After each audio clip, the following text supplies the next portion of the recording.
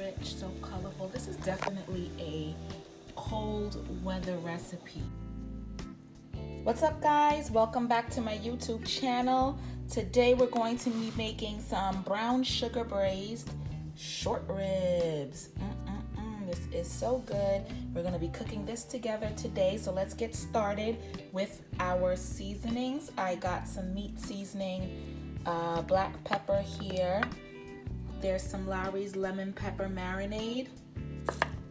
We have some Worcestershire sauce, onion powder, garlic powder, Old Bay, adobo, and a little bit of jerk seasoning.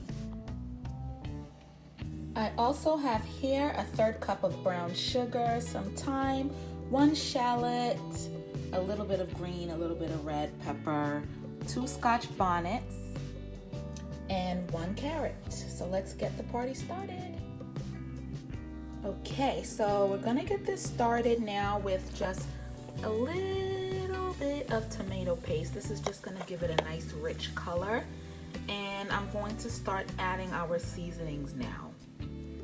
All right, so the first thing I'm going to do is add a little bit of black pepper. We have a lot of seasonings, so it's important not to overdo it on it or else it'll be too salty. So I'm just putting a little sprinkle of each seasoning. We got our Old Bay here.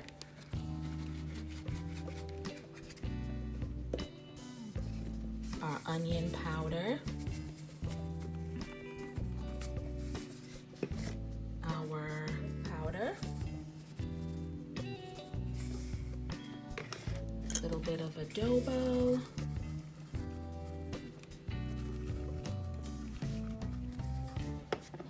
Some jerk seasoning.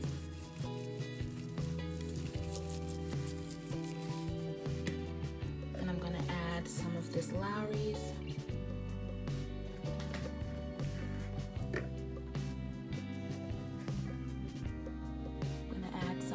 Lawry's now.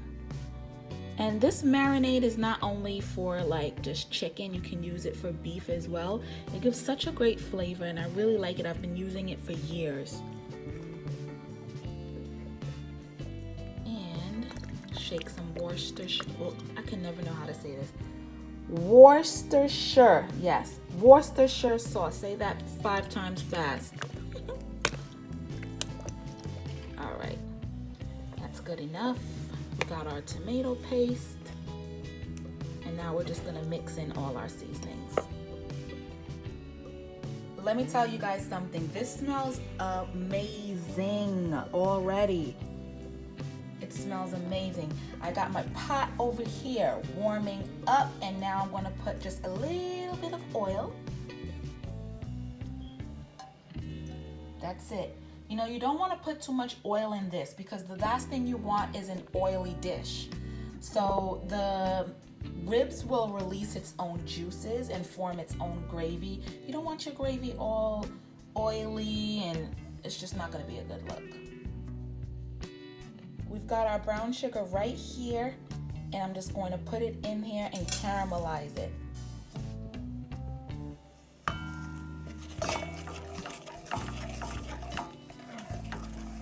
So you see how caramelized our sugar is now?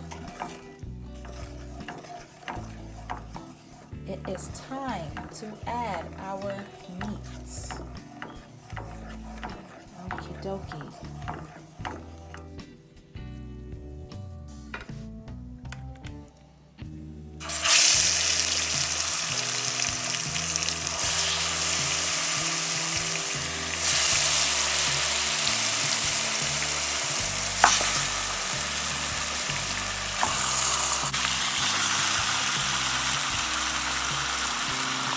So just gonna stir this up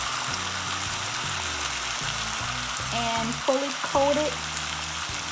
Add a little bit of water and allow this to cook really low. So here it is. I stirred up all of the beef ribs. I fully coated it with all of the caramelized brown sugar.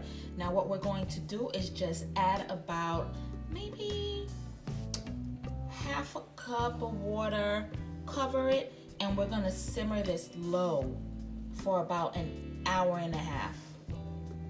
Okay, so here's our water.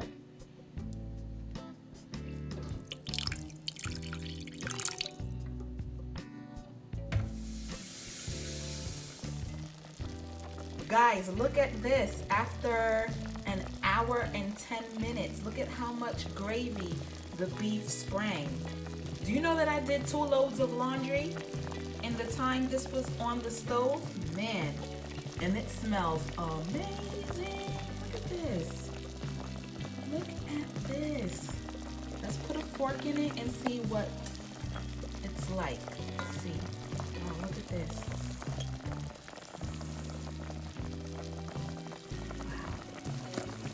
Still could use a little bit more cooking. This is the progress. It's almost there though, almost there. But you see what I was telling you about not using a lot of oil? We didn't even use a lot of oil, but you can already see like a little thick layer of oil right here. Usually I skim that off. I really dislike oily food, so I'll skim that off. And I'm also gonna get rid of these bones. Not yet though, there's flavor in these bones. But when I'm ready to plate it and I'm ready to serve it, I'm gonna get rid of the bones. But yeah, that's what it is.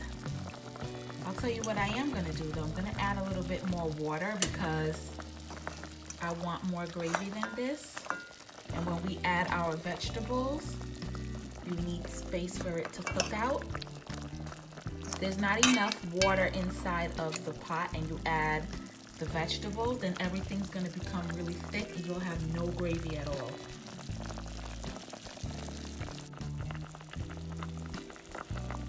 All right, so here's our pot. We're ready to add our vegetables.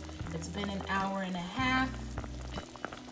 I got my shallots, garlic, green and red pepper, 2 Scotch bonnets, thyme, scallion, and 1 carrot. Here we go.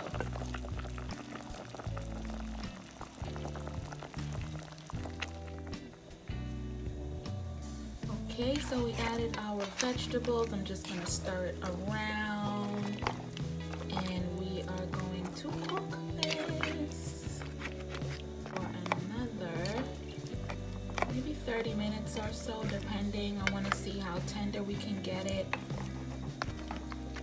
Alrighty, so let's cover this back up and allow it to continue to cook. Look at this beauty, it's so rich, so colorful. This is definitely a cold weather recipe.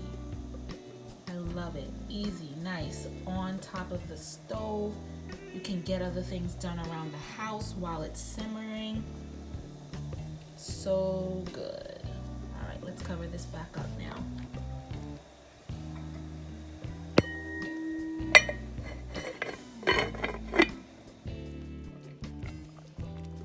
Guys, it's ready. I just tasted it. It is so nice and tender.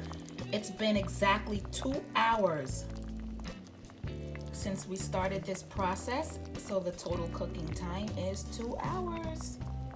Look at that. Subscribe to my YouTube channel for more delicious recipes, guys. This is so good. I'm about to cut it and show you just how tender this truly is. Watch. Guys, look at this. Look how soft that is. Look how tender it is. Look how easily it goes in. There's the meat. So delicious.